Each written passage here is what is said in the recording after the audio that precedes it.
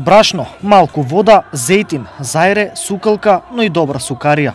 Приближно тоа е потребно да се направи добар зелник, јадење кој е символ на македонската традиционална кујна. Постапката на негова изработка е идентична, но секоја домакинка може да направи навистина добар зелник. За тоа потребно е трпение, знаење, но и понекоја лична тајна.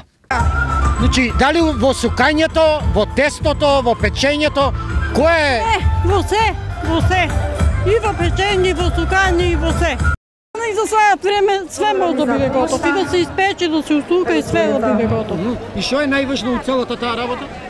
Целата работа е најважно да се усука добро. Освен во Македонија, зелници се сукаат и во соседните држави. Дали има разлика помеѓу зелниците во Македонија, Србија и Бугарија?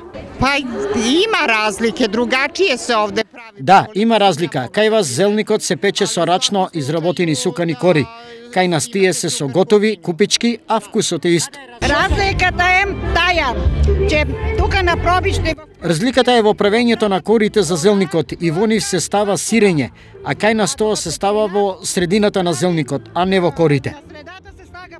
А најубавите зелници денес можеа да се пробат во Пробиштип. 20 вешти и познати сукарии ги презентираа своите вештини на традиционалната манифестација Зелникот на баба. Можам да кажам слободно дека оваа година е рекордна посетеноста на општина Пробиштип, повеќе од 16 општини градови од Република Македонија се овде присутни, нормално со своји специјалитети, карактеристични за нивното поднебје. Меѓутоа, сакам да истакам дека оваа манифестација, овој настан, Зелникот на баба во општина Пробиштип, полека, но сигурно веќе поминува во регионални рамки, бидејќи оваа година имаме гости и од соседна Република Бугарија, повеќе од 200 гости ни пристигна од Бугарија, исто така и од соседна Република Србија, од општина Алексинац и од општина Врање се овде присутни.